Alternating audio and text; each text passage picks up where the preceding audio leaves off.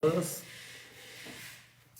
como mencionamos, estudiamos 4 Mishnayot del Pirkei Avot, del capítulo 3, que las dicen, esas 4 Mishnayot las dice Rabbi Akiva, el gran maestro Rabbi Akiva. Y hablamos un poquito de la historia de Rabbi Akiva, pero como ayer dije, de que es tan amplia su historia, tantas enseñanzas, además sus diálogos, se tuvo unos diálogos con Tornostrofos Arashá Seamán, gobernador de Jerusalén, discusiones constantes, y todas ellas nos dejan de verdad una enseñanza muy importante que vale la pena analizarla.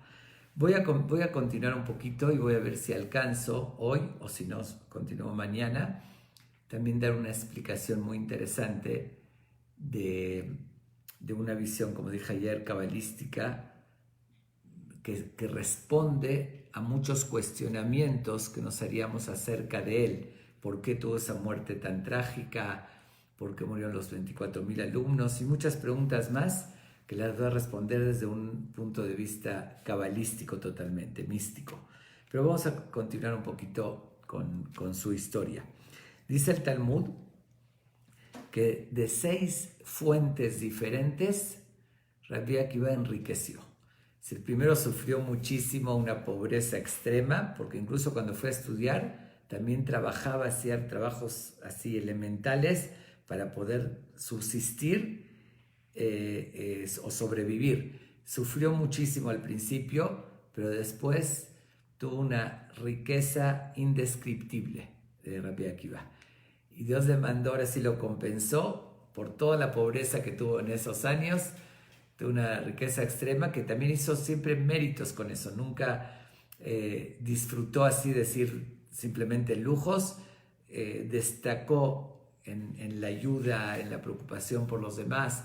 Él fue el que dice esa regla de la Torá que le dijo Rabbi Akiva, Rabbi Akiva, Ve'avtal eraja kamoja, es de que el algadol va Torá. Amarás a tu prójimo como a ti mismo, que está escrito en la Torá, que es una regla básica, elemental en toda la Torá. Klal quiere decir general, que abarca todo.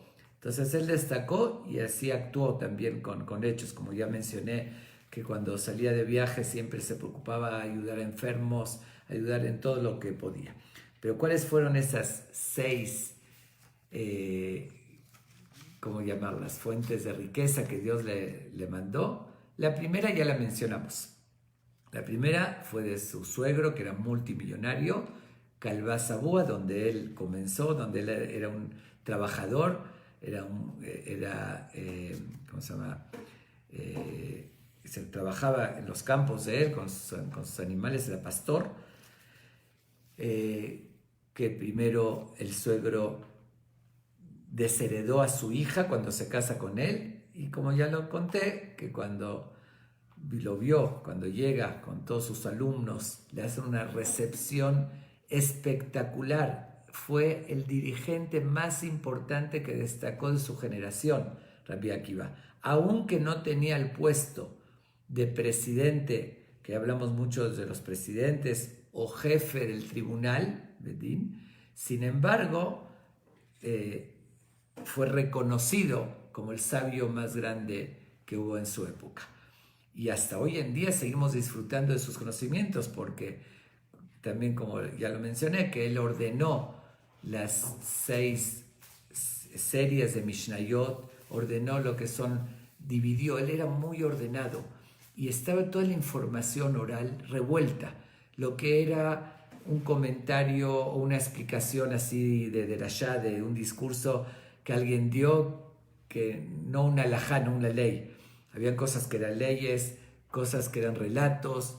Él los separó, los ordenó, y eso fue lo que llevó después o facilitó el trabajo de Rabbi Yehuda Nasi, que ordenó después las Mishnayot.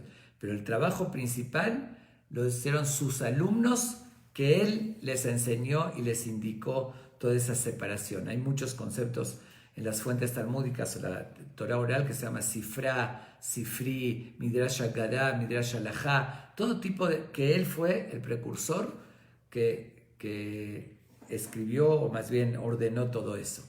Entonces nos dejó de verdad a todos un legado y una enseñanza, y en su generación no tenía que tener ningún puesto, porque cuando lo iban a poner como presidente, algunos dijeron, él no tenía un detalle nada más, que no tiene zehut avot, que es decir, mérito de sus antepasados, porque no tenía, como dijimos, una ascendencia en particular. Su papá, como mencionamos, era converso, entonces por eso no lo pusieron como presidente. Pero fuera de eso, los méritos fueron propios, los de él, y aunque no fue presidente, fue más que eso. Fue la última palabra, fue el sabio más destacado en toda su época. Y también en el Talmud, porque creo que no quiero afirmarlo con seguridad porque no me consta el 100%, pero según lo que recuerdo se menciona 1300 y fracción de veces su nombre como opinión, que creo que el que más se menciona. Es lo que no quiero decir con seguridad porque no lo chequeé al 100%, pero creo que es el que más se menciona en el Talmud. Ok, entonces regresando a cómo obtuvo su riqueza. Entonces, repito, cuando Calvá-Sabú, a su suegro, ve a este gran sabio, que como dijimos que su renombre llegaba hasta el fin del mundo, y llegar con todos sus alumnos, el honor que le hicieron, se arrepiente muchísimo de lo que desheredó a su hija, y fue a pedir con los grandes sabios que le cancelen su promesa. Entonces le preguntaron, si tú hubieses sabido que iba a ser así un gran jajam, ¿hubieses prometido eso? Le dicen, no solamente que si hubiese sabido que iba a ser el gran Rabbi Akiva no hubiese prometido eso. Si hubiese sabido que hubiese conocido cosas elementales de la Torah, un conocimiento básico, ya sería una razón suficiente para que no lo desherede. Ni hablar, si hubiese imaginado a qué iba a llegar y el conocimiento y la grandeza, yo respeto muchísimo a los Jamim, le daría todo, ¿cómo voy a desheredar? Entonces ahí fue cuando le cancelaron, y ya lo conté, le dio la mitad de su fortuna. Eran un multimillonario y le dio la mitad de toda su fortuna. Esa fue la primera fuente de donde hizo realmente su fortuna Rabbi Akiva. La segunda, cuentan que antes en los barcos tenían, así como buena suerte, iban adelante la figura como de un ciervo de madera, pero hueca, y ahí adentro ponían sus tesoros, monedas de plata y demás. Entonces, una vez, él justamente se topa, le llega a él, se había deshecho un barco que se hundió, y él le llega esa figura que estaba lleno de un tesoro de dinero, que eso todavía le agregó más a su fortuna. Esa fue la segunda. Se la encuentra, de alguna manera flotó y le llega hacia él, y entonces otra fuente de fortuna. Otra historia que cuenta el Talmud, que es la tercera, porque menciona 6. Una vez iban unos marineros, iban a salir de viaje, iban con un barco, iban a un destino. Entonces él le da 4 monedas, así justo se los encontró, les da 4 monedas y les dice, ¿a dónde van a ir? Cómprenme algo, lo que encuentren, quiero que me traigan un recuerdo, algo de ese lugar. ¿Ok? No les dijo qué, ustedes busquen, lo que encuentren, traigan, lo importante es que algo me tienen que traer. Llegan los marineros a ese lugar y empiezan a buscar algo para comprar a Rabbi Akiva y no encuentran. Ya se iban a ir y dijeron, pero nos pidió que algo le traigamos. Se encontraron con una caja y dice, bueno, le vamos a llevar esta caja. Las 4 monedas es por el esfuerzo de cargarla. Una caja que estaba pesada, es lo único que encontramos. Él nos pidió que lo que sea, que algo. Cuando le llevan la caja, una caja también así perdida, tirada por ahí, se la redan a Rabbi Akiva, esto es lo que encontramos para ti. Y cuando él llega a su casa y la abre, también se encuentra que estaba lleno de monedas de oro hiciera algo, cosas inconcebibles, ¿no? Porque tuvo, ahora sí, así como las tragedias que vivió, también esa suerte que Dios le mandaba porque hacía muchos méritos con su dinero. Entonces otra se enriqueció todavía más después de lo de su suegro, después de lo que mencionamos de esa figura de siervo, también esa caja que le traen los marineros, otra fuente, otro medio para su riqueza. La cuarta fuente, una vez tenía que ir con uno de los dirigentes romanos, tenía que ir a pedir que cancele un decreto muy fuerte que sacaron contra el pueblo de Israel. Cada vez los romanos sacaban otro decreto como el mismo que le afectó a él, ¿no? Que al final lo mataron porque habían sacado el decreto de no hacerse Brit Milá, no estudiar Torah, y él estudió Torah. Pero así, cada ratito, otro decreto fuerte, y era Rabbi Akiva, que era tan sabio, como mencioné, hablaba 70 idiomas, sabía cómo responder a todas las preguntas y las acusaciones. Entonces siempre lo mandaban a él que vaya a abogar por el pueblo de Israel, a buscar convencer. Pero iba con un dirigente que él sabía que la única manera que lo podía convencer es con un soborno. Obviamente que no estamos hablando de un soborno para hacer un juicio mal, al contrario, ahí era una acusación, un decreto injustificado sobre el pueblo y era para quitarlo, era para hacer algo bueno. Pero era tanto el dinero que sabía que le tenía que dar, que en ese momento no tenía con lo suyo, no tenía lo suficiente. Entonces había una señora muy conocida, muy rica, parece que había quedado viuda y había también heredado una fortuna, una señora del pueblo de Israel. Entonces dice, es algo muy importante para todos, va con ella y le pide que le preste dinero, porque él tenía, en ese momento no tenía esa cantidad. Dijo, yo más tarde lo voy a reunir de mis riquezas y te lo voy a regresar, una cantidad muy importante de dinero para ir con ese dirigente romano y sobornarlo para que quite un decreto muy negativo sobre el pueblo de Israel. Entonces le dice la señora, ok, me estás pidiendo una cantidad astronómica, mucho dinero, tienes que tenerme un aval, ¿cómo sé que me lo vas a poder pagar? Le dice Rabbi Akiva, Dios, el creador de los cielos, el creador del mar, el creador de la tierra, él que sea mi aval. Cuando ella oye eso, le dice, porque realmente no tenía un aval que podía responder por esa cantidad tan elevada de dinero.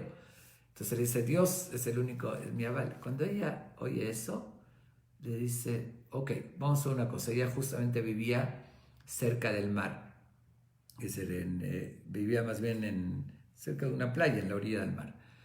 Entonces dijo, que sean los avales, voy a poner a Dios y al mar como avales. Que sean ellos dos los avales, que tú me vas a regresar y me vas a pagar la deuda. Acepto, le dijo Rabbi Akiva, los ponemos a Dios y al mar como testigos y avales para que te paguen la deuda. Va Rabbi Akiva, va con ese dirigente y efectivamente lo soborna, le da esa cantidad altísima de dinero y lo convence a quitar ese decreto. Regresa Rabbi Akiva y pasa un tiempo, estaba tratando de reunir ese dinero para regresárselo a esa señora, pero justo se enferma, una enfermedad prolongada, y ella ve que no está llegando. Entonces se dirige a Dios, le dice, no me pagó el deudor, entonces va a tener que ser el fiador. Le dice a Dios, tú saliste de aval y tú me lo tienes que pagar. Dice, lo que sucedió ahí, que Dios le puso así, como una locura, le agarró como que perdió la conciencia la hija del César, y agarró un cofre, y ella tenía acceso a los tesoros de su papá, llenó ese cofre de los tesoros y lo aventó al mar. Así, le dio como una locura. Bueno, Dios lo provocó y lo avienta al mar. Y justamente, ¿a dónde llega ese cofre? a la orilla del mar donde vivía esta señora. Ve algo raro, grandísimo, un cofre, va hacia él, lo abre y ve de los tesoros del rey. Total, se vuelve loca, dijo, bueno, Dios sí me lo pagó. Pasa un tiempo, Rabbi Akiva se cura y reúne el dinero y va con la señora a pagarle la deuda. Rabbi Akiva obviamente era muy cumplido y muy serio, no le iba a robar. Total, cuando llega con él le dice, perdón, pero llegaste tarde. Ya el aval ya se encargó de pagar la deuda. Dice, pero no solamente eso. Yo te presté, por decir, te presté 1 millón X, ¿no? 10 millones, pero el aval me lo pagó con creces. El aval me pagó mucho más que eso. Entonces, como salió tu aval y me mandó eso para pagarme la deuda, aquí tengo el cambio. Le dio, se cobró lo que era la deuda y le dio todo lo demás a Rabbi Akiva de los tesoros, que era muchísimo más. Entonces, no solamente que no tuvo que pagar, sino recibió muchísimo dinero. Y obviamente que Rabbi Akiva lo recibía con gusto porque él no era ambicioso de riqueza, lo que menos le importaba, pero sí le daba mucha importancia al dinero porque justamente como cosas, decretos como esos que tuvo que quitar y ayudar al pueblo de Israel y ayudar a la gente necesitada, a familias pobres, entonces con el dinero hacía todo eso. Entonces esa fue la quinta fuente por la cual enriqueció Rabbi Akiva. Cosas increíbles, pero efectivamente Dios lo compensó, y más con que era un muy buen administrador del dinero, porque lo que recibía lo usaba para bien. Ok, la sexta, esta la voy a dejar la quinta, creo que me equivoqué, dije, esta última de la señora que recibió fue la cuarta fuente. La quinta fuente, repito, fue la primera de su suegro, las riquezas que le dio, la segunda la figura de siervo de un barco, la tercera cuando le dio las monedas a los marineros y le trajeron, la cuarta de esta mujer rica que recibió ese tesoro y le dio el vuelto, el cambio, porque fue muy alto. La quinta fuente, que eso es lo que voy a explicar, a ver si alcanzamos de esa visión de la Kabbalah, voy a contar toda la historia, pero menciono nada más y después voy a explicar cómo sucedió eso. Fue de la esposa de Tornostrofos Rasha, el peor enemigo de Rabbi Akiva, y el que mandó los decretos más crueles sobre el pueblo de Israel.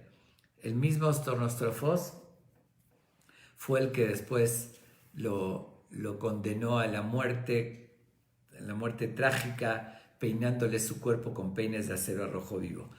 Pero vamos a ver cómo fue, después lo vamos a ver, cómo fue que enriqueció o creció su riqueza por la esposa de Tornostrofos. Esa es la quinta. Y la sexta es de una persona que se llamaba Ketia Bar Shalom. Ketia quiere decir cortado, es un apodo que le pusieron. Vamos a ver qué sucedió con él. Una vez, esto está en el tratado en Talmud, Tratado de Avodah Zará, página 10, ahí es donde relata esta historia. De hecho, yo no menciono cada detalle de las historias de Rabbi Akiva, la fuente, pero créanme que todas están recopiladas o del Talmud o de los Midrashim que hablan sobre Rabbi Akiva, o de lo que se llama Avot de Rabbi Natán. Así como hay el Pirkei Avot del que estuvimos estudiando todo este tiempo, hay un Pirkei Avot que se llama de Rabbi Natán, que lo escribió Rabbi Natán, que es mucho más extenso. Este Pirkei Avot es muchísimo más largo que el que estamos estudiando, y el Rabbi Natán ahí también trae historias y comentarios.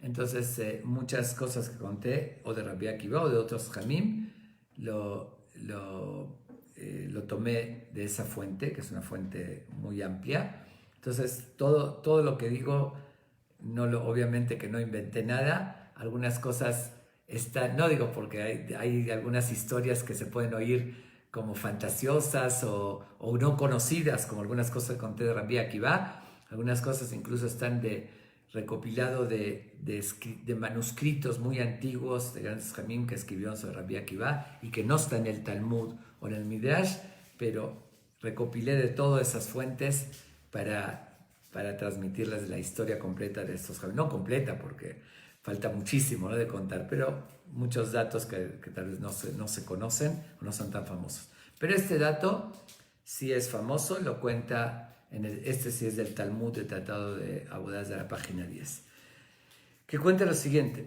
que una vez había uno de los Césares, de los tantos dirigentes romanos, que uno peor que el otro, que sacaron decretos, odio, pero había uno en particular que era muy antisemita, mucho odio al pueblo de Israel. Y estaba una vez reunidos con sus consejeros, con sus súbditos, y les hace una pregunta curiosa. Dice, si alguien tiene alguna carne crecida o una llaga, algo de ese tipo en el cuerpo que le está molestando, le está doliendo, ¿qué tiene que hacer? ¿Quitarla para que se le quite el dolor? ¿O aguantarla y quedarse con el dolor? Obviamente que todos le respondieron, es obvio que le tiene que quitar para que ya se le quite el dolor. Digo, no va a ser sadista o martirizarse y decir me quedo con esto que me estorba y me provoca dolor. Entonces él lo tradujo esa metáfora.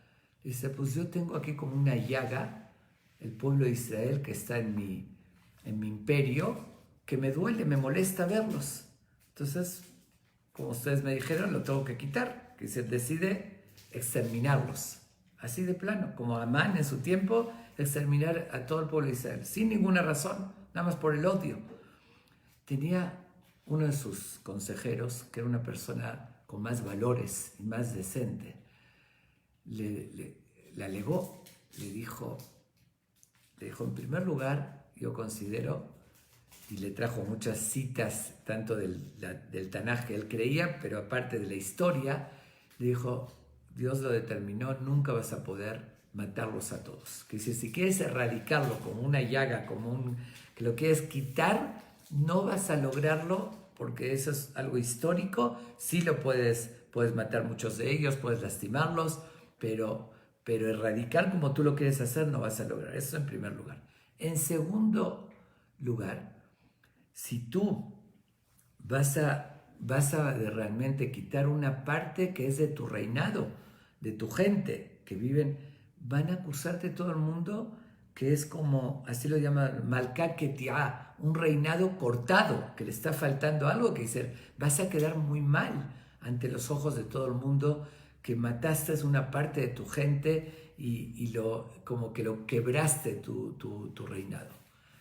En verdad fue un argumento muy contundente lo que le dijo esta persona. Y él le dice lo siguiente, reacciona de la siguiente manera. Dice, la verdad que lo que estás diciendo es muy correcto, tienes razón. Sin embargo, aunque tengas razón, dice, me hiciste quedar mal. Yo dije algo y tú me refutaste lo que dije con un argumento que tienes razón, pero me estás humillando. Soy el César y tú estás alegando aquí frente de todos un argumento que refuta lo que yo dije. Por hacerme quedar mal, aunque tengas razón, la condena al que hace quedar mal al César es la muerte. Y efectivamente lo condena a la muerte. Miren qué injusticia, ¿no? Es decir, no tuvo salida porque le dijo algo con sentido y la verdad, gracias a él, efectivamente no lo hizo porque se dio cuenta que iba a quedar mal ante todo el mundo que está matando así sin justificación una parte de su gente, que él los dominaba. Pero igual, como le dijo un argumento que tenía razón y lo puso en evidencia, lo condena a la muerte. ¿Ok? Lo están llevando y en el camino una mujer también muy sabia que se enteró, se corrió la voz porque lo están condenando a la muerte, porque él era del gobierno, él era también de los dirigentes, de los consejeros del César. Entonces como que se corrió la voz por refutar, discutir con el César y refutar, y salió el chisme, ¿no? Lo que sucedió. Entonces esta mujer se le acerca y le dice, tú defendiste a este pueblo, qué irónico, pero no eres como ellos, lo defendiste y ahorita no vas a tener el lugar, el Ganed en el paraíso como ellos, porque igual eres gente, quiere decir, no eres uno de ellos. Él cuando ve eso y saben que lo están llevando a la muerte, dice que hizo algo fuertísimo, pero no quiero describir lo que describe el Talmud. Parece que agarró y se hizo el Brit Milá, pero arrancándose el prepucio, me refiero al mismo, para pedirle a Dios, quiero entrar a este pueblo antes de morir. ¿Ok? Pero no solamente eso, frente a testigos serios que lo estaban llevando, dijo, era una persona del gobierno y tenía muchas riquezas. Dijo, todas mis riquezas, pido que pongan testigos, se las dejo a Rabbi Akiva, que era el principal sabio, y lo que él quiera compartir también con sus compañeros. Fue una declaración antes de morir frente a testigos, efectivamente lo matan a él, pero dio la orden que las riquezas se la den, lo que le pertenece a él, se la heredó a Rabbi Akiva y su gente. Comenta el Talmud que salió un eco del cielo y que dijo, Ketia Bar Shalom, le pusieron el apodo Ketia, porque él le argumentó al rey que va a quedar cortado tu reinado. Por ese argumento, el César no mató al pueblo de Israel, entonces le llamaron Ketia, el cortado, así le pusieron el apodo, Ketia Bar Shalom Mezuman Lachaya Olam Haba. Está recibido, invitado a la vida eterna del mundo venido. Se ganó con esa acción tan heroica y valiente por la justicia, por defenderlo, y además que quiso integrarse al pacto con Dios, que se hizo el Brit Milá de forma muy dolorosa, muy fuerte, así arrancándose, y dijo, por eso, y además dejó su riqueza para que se haga el bien a Rabbi Akiva y sus compañeros, dice, Mezuman Lechaya Olam Haba, tiene la vida eterna, y ahí sigue diciendo el Talmud, Bajá Rabbi, lloró Rabbi, como una forma irónica de decir, miren qué increíble, esta persona en un momento, por esa acción tan valiosa y valiente, se ganó la vida eterna, lo que nosotros tenemos que hacer en toda la vida, estudiando, superándonos, y él lo logró en un instante, en un solo instante, que declaró eso a Dios, y por eso salió el eco celestial que se ganó la vida de la eternidad. Pero esta fue la sexta fuente que Rabbi Akiva se enriqueció, y nos faltó la quinta, que la voy a contar con el análisis que les prometí, de ese análisis cabalístico muy interesante, que veo que lo voy a tener que dejar para mañana, porque no lo quiero explicar a medias. Es algo de verdad, normalmente yo no me gusta mucho entrar en ese terreno, de esos conceptos, como les dije, cabalísticos, pero en esta ocasión, que es algo tan interesante y va a complementar la historia de Rabbi Akiva, de verdad yo creo que es fascinante, desde su papá hasta su nacimiento y hasta la muerte, que vamos a verla posteriormente, que por cierto, él vivió 120 años, igual que Moshe Rabbenu, y muy similar al concepto de Moshe, porque 40 años fue ignorante. Lo mismo, Moshe 40 años estuvo en la casa de Paró.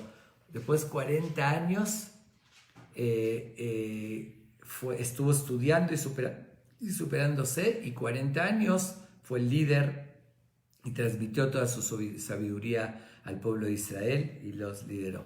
Se dividió en esas tres partes su vida. Otros grandes como Hillel, también habíamos mencionado, que fue otro, como ya lo dije, que admiro muchísimo, tal vez son los de los más grandes, que de verdad tengo pasión por ellos, por eso cuando cuento su historia quiero continuar y todo, porque son, como los dije la vez pasada, un libro abierto vemos sus vidas, su comportamiento y nos está guiando. Dejaron esa enseñanza, esa luz, esa guía de su vida. Por eso no me limité aquí a estudiar nada más la Mishnah, lo que nos enseñó, que es muy profundo y muy sabio. Aquí también tenemos que estudiar su vida porque es un libro abierto.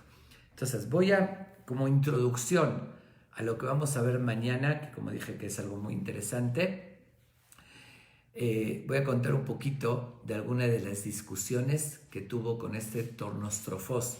Algunos lo llamaban, en algunos lugares figura el nombre diferente, Rofos, Torno-Rofos, no importa, pero el nombre conocido es Tornostrofos Arashá. Así lo menciona en el Talmud, Tornostrofos el malvado, porque de veras tenía conocimientos y era...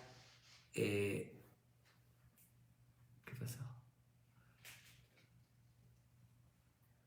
Tenía conocimientos y tenía odio a Rabbi Akiva en particular y al pueblo de Israel en general. Entonces, el Talmud relata que en algunas ocasiones él trataba, cuando estaban junto con el César, porque antes de que lo hayan condenado a Rabbi Akiva,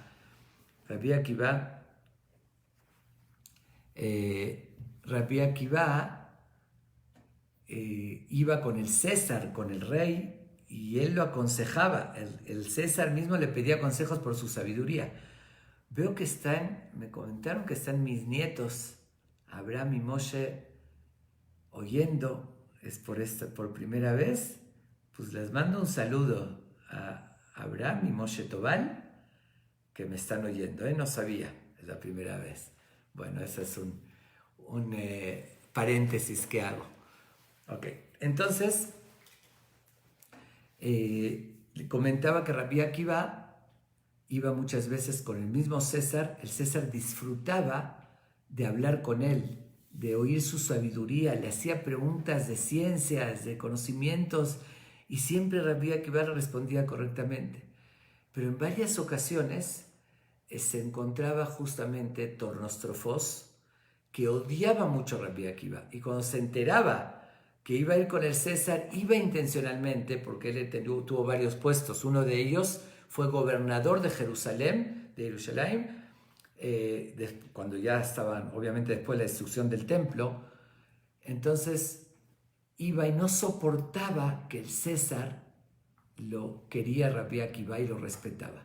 Entonces buscaba argumentos para dejarlo en ridículo a Rabbi Akiva frente al César, pero siempre, sin ninguna excepción, como dicen comúnmente, ahí sí le salía el tiro por la culata, que al revés, él quedaba mal, que siempre respondía a Rabbi Akiva con algo sabio, contundente, y tenía una respuesta clara sobre lo que le preguntaba. Voy a decir un ejemplo, porque de cada una de esas preguntas de diálogos se puede aprender, ¿no? ¿Qué pregunta le hicieron y qué respondió Rabbi Akiva con tanta sabiduría e inteligencia? Una de las preguntas famosas le dice, en la Torah se menciona repetidas ocasiones, como 36, que Dios indica la obligación de ayudar al necesitado, a los pobres, y dice también que Dios los quiere a los pobres, porque están desamparados y desprotegidos, y el que los cobija es Dios. Entonces le dice, en tu Torah, le dice Tornostrofos a Rabbi Akiva, en tu Torah se menciona que Dios quiere a los pobres. Y si Dios los quiere, ¿por qué no los ayuda? ¿Por qué? Es mitzvah de darse de acá, caridad, de ayudar al pobre. Que los ayude Dios si Él los quiere. Entonces, y le dice todavía el Tornostrofos, y te voy a decir a qué perdón. Y si Dios no quiere, si Él mismo no quiere ayudarlo, entonces ¿por qué una persona va y le da de acá y lo ayuda? Está desacatando la orden del rey, porque si Él quiere ayudarlos, Él mismo los va a ayudar. Y si quiere que sean pobres y tú vas y le das dinero, entonces estás yendo contra la voluntad de Dios. Dios, suena una pregunta lógica. La verdad es una pregunta muy capciosa y que pudo dejar en un estado difícil a Rabbi Akiva. Y todavía le trae un ejemplo. Le dice, te voy a decir a qué se compara, le dice Tornostrofos. Le dice, una persona que tiene un esclavo, un rey que tiene un esclavo, perdón, que el esclavo se rebela contra el rey, desacata las órdenes del rey. ¿Qué hace el rey? Lo castiga. Te quedas ahorita sin comer y lo manda a prisión y lo deja castigado. Llega otro sirviente del rey y le lleva comida. ¿Cómo se va a enojar el rey? El rey se va a enfurecer. Va a decir, yo lo castigué para que justamente dejarlo sin comer y castigado, y tú llegas y desacatas mi orden y vas y le das comida después de que está castigado. Le dice Rabbi Akiva, no, estás equivocado. Ese no es el ejemplo. El ejemplo es otro. Un rey que tiene un hijo, que obviamente lo ama, pero una vez el hijo desacata también la orden del rey o desobedece al papá, y el rey se enoja y lo castiga y lo manda también hacia el calabozo o algún lugar y lo deja sin comer.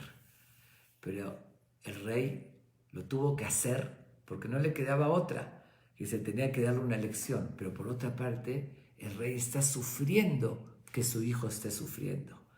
Llega una persona a escondidas y le da de comer. Cuando el rey se entere, no lo va a castigar a esa persona, lo va a premiar, porque él va a alegar, no pude soportar que un príncipe, hijo del rey, esté sin comer y esté sufriendo.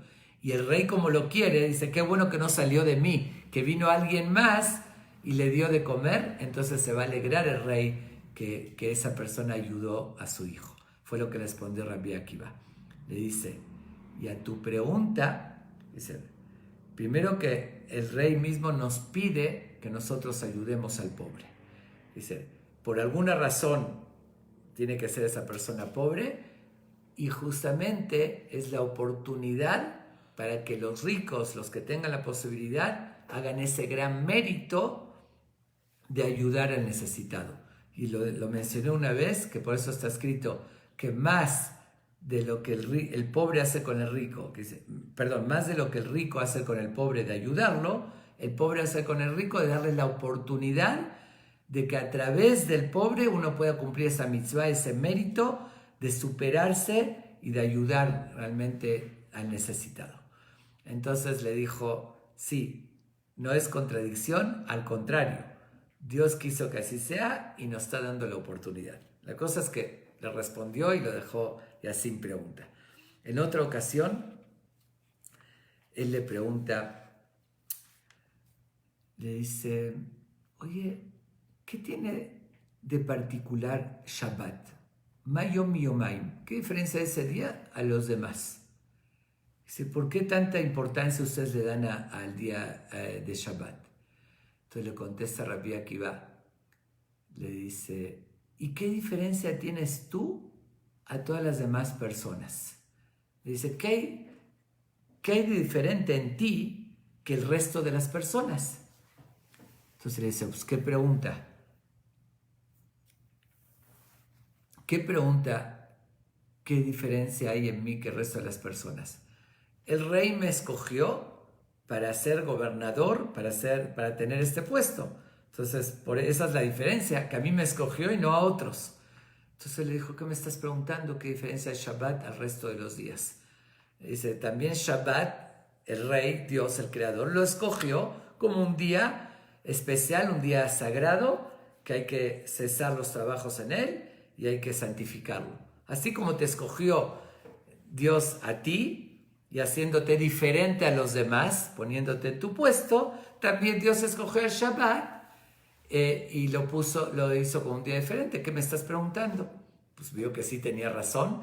Le dice, no, pero entonces mi pregunta es otra. Como que no quiso quedarse así en jaque mate, que le respondió tan contundente.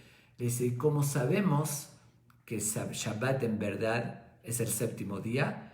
¿Cómo sabemos a través de la historia que no se haya confundido y se haya confundido el día de Shabbat. Pasaron tantos años de la creación, puede ser que en algún momento se contó mal y Shabbat no es Shabbat. Y realmente fue una pregunta fuerte. Y era muy inteligente, obviamente. Le hacía preguntas para dejarlo en jaque, como dicen, para que de verdad dejarlo sin respuestas, y quería demostrarle al César que Rabbi Akiva no es tan sabio como él argumentaba, el César, y como lo respetaba. Pero le dice Rabbi Akiva, le dice, tengo una prueba clara. Dice, había un río en esa época, se llamaba Nahar Sambatión, el río Sambatión. Dice que nadie lo podía cruzar. Parece, oye, también algo así increíble, milagroso, pero era un río que durante la semana aventaba como piedras, así, no, nadie lo podía cruzar, pero en Shabbat se calmaba ese río. Le dice, ve a ver ese río y vas a darte cuenta la prueba que Shabbat en verdad es el día de Shabbat. Le dice, no lo tengo a mi alcance y yo no lo vi, no me es suficiente.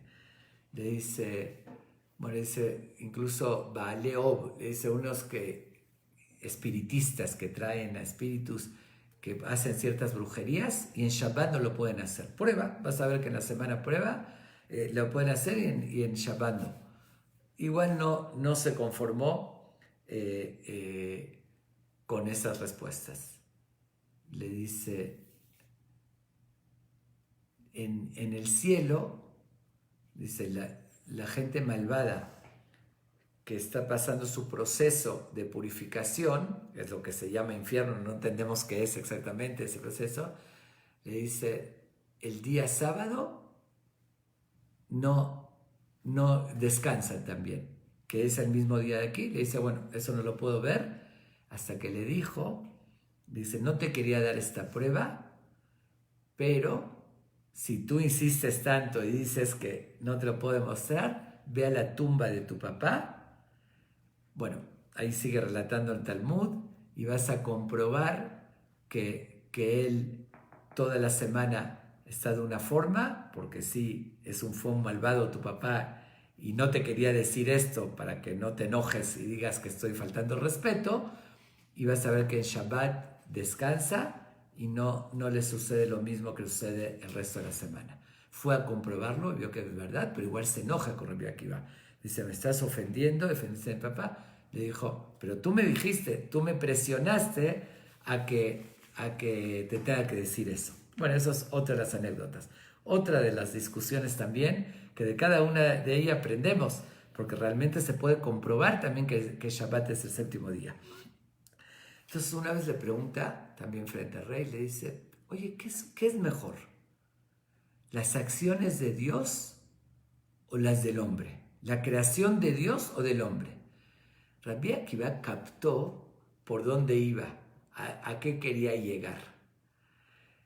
Y captando a qué quería llegar, se le adelantó y le dice, las del hombre. Lo sacó de onda, como dicen. Oye, ¿qué te pasa? ¿Por qué dices así? Le dice, te voy a enseñar. ¿Qué hace Rabbi Akiva? Le trae un pan y un trigo. El trigo sin moler, sin hacer la harina. Le dice, a ver, ¿qué es mejor? El trigo es la creación de Dios, que es lo que crece del campo, eso es de Dios. Y el pan es lo que hace el ser humano. Es decir, ¿qué es más sabroso? ¿Alguien puede comer un trigo así crudo como crece? No, nadie lo puede comer. El pan es algo sabroso que nutre. Dice, Dios nos dio el trigo y nosotros hicimos el pan, entonces es mejor la creación del hombre. Bueno, obviamente tenemos que entender que Dios creó el mundo y nos dijo Asher bara Elohim la'asot, creó para que nosotros sigamos evolucionando, nos dio la materia prima para que lo hagamos. Pero Rabbi Akiva sabía a dónde iba su pregunta. Entonces, como ya no cayó en la trampa, le pregunta directamente.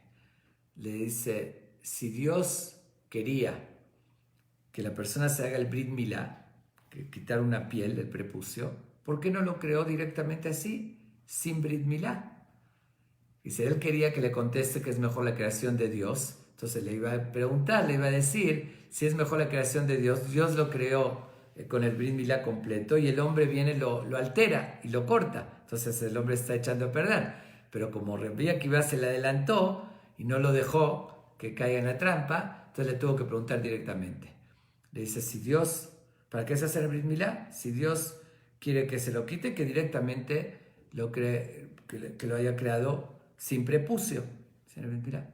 Le dice Rabbi Akiva, no, justamente, Dios lo creó así y nuestra misión es hacer el Brit Milá demostrando que Dios nos creó para superarnos. Dice, no se nos dio las mitzvot, los preceptos, sino el letzaref v'ametabedot, para pulir nuestra calidad humana.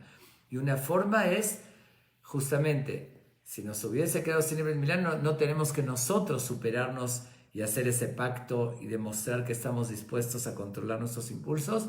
Entonces, nos creó de esa manera y nos dice que nosotros nos perfeccionemos. Esa es nuestra misión en la vida. Bueno, y así un sinfín bueno, voy a contar una más. Híjole, esta vuelta se hizo tarde y eso que no empecé con la explicación que quería dar, que les dije mañana lo voy a dar, que es muy interesante. Pero un detalle más de estas discusiones, de estas preguntas que le hizo Tornosofos a Rabbi Akiva. Una vez le pregunta, le dice, a ver, dime, ¿ustedes en quién creen? ¿En quién tienen fe? ¿En quién creen? Le dice, nosotros creemos en Dios, el creador del mundo, el todopoderoso, el creador del mundo. Y se empieza a reír Tornosofos. ¿Ves que siempre dices tonterías? Dice, ¿por qué lo dices? Le dice, porque te pregunté en quién crees y me dices que en Dios y agregas el creador del mundo. ¿Acaso me puedes demostrar que Dios es el creador del mundo? ¿Cómo afirmas que Dios, dice, una cosa que me digas que crees en Dios, es tu creencia, pero otra que me afirmes que Dios es el creador del mundo? ¿Cómo sabes? ¿Me lo puedes demostrar? Se queda un momento callado Rabbi Akiva, desvía un poquito la conversación e inmediatamente le dice, le chulea, por decir así, con términos comunes, le chulea su vestimenta. Le dice, tienes una túnica, qué bonita, qué elegante. Y él sorprendido, ¿no? Porque había pique entre ellos. Le dice, ay, gracias, sí. Y le pregunta a Rabbi Akiva, haciéndose el inocente, le dice, ¿quién hizo esa prenda? ¿Quién la creó? ¿Quién la fabricó? Le dice, bueno, un sastre de renombre, ¿no? Un sastre muy importante. Le dice, ¿me lo puedes demostrar que lo creó? Le dice, pues ya lo hizo, ya no hay testigos, no te lo puedo demostrar, pero no hay necesidad que te lo demuestre. Digo, ¿estás viendo aquí la prenda? Pues obvio, ¿no? No se hizo sola, seguro que la hizo el sastre, no necesito traerte pruebas de eso. Entonces Rabbi Akiva le dice, entonces el que dijo algo sin sentido eres tú. ¿Tú qué me estás diciendo ahorita? Que si estoy viendo la vestimenta, no necesito pruebas que hay alguien que la diseñó. No se hizo sola. Entonces, ¿qué me preguntas y todavía te ríes de mí si te puedo demostrar quién creó el mundo? Si estás viendo el mundo, es porque hay alguien que lo creó. No necesito demostrártelo. Si estás viendo un edificio, uno que ve un edificio, ¿va a pedir pruebas que alguien lo hizo?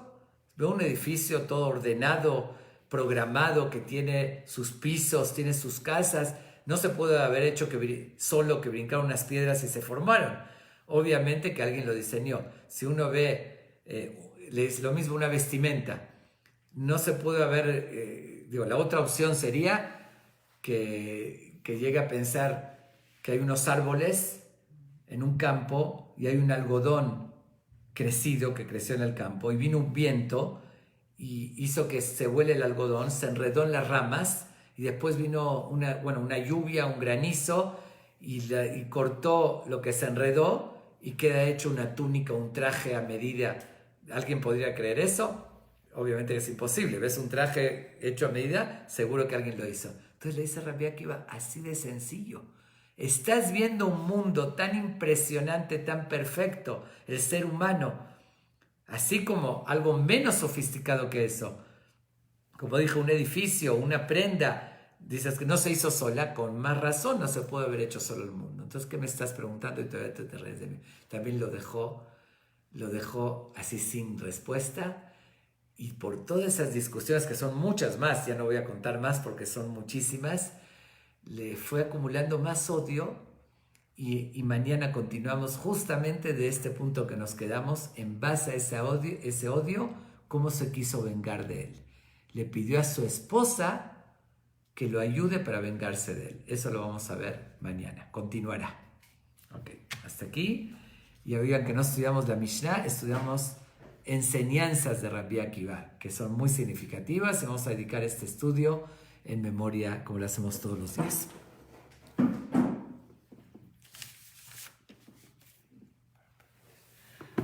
Perdón. אשרי שירת העונג זאת וחפץ מאוד טוב שמשמעון טוב ביום מלאכת הכל ישועה עליונה תחת כנפי שכנם על הקושמותיהם שונתם מנת וחסד וישיבת נפש טוב. Les recuerdo pensar o decir el nombre de los seres queridos por los cuales quieren dedicar este estudio. רוח השם תלך מגן פטור מן המדין כל יתמן שבר המלך לכם לכם לכם ויחוס וחמונה עליהם וילווה עליהם השלום על משכבם ישלום כדכתיב יבוא שלום עליכם משכבותם לככו הם וכל בני ישראל שוכרים בבקריכם והסייחות וכן יהי רצון ונאמר אמן וזה הלימוד לעילוי נשמתם נפשם בטוב ילינו וזרעם ישועה. Es que este estudio sea para elevar sus almas, que ellos estén en el Gan Eden con Dios y su descendencia que tengan larga vida y salud. Amén. Nos vemos mañana a las 8 en punto. Muchas gracias y no se la pierdan mañana porque es algo muy, muy interesante. Creo que muchos de ustedes nunca oyeron algo que coincida y tan impresionante de una visión cabalística profunda acerca de la historia de Rabbi Akiva. Los espero mañana a las 8 en punto. Gracias.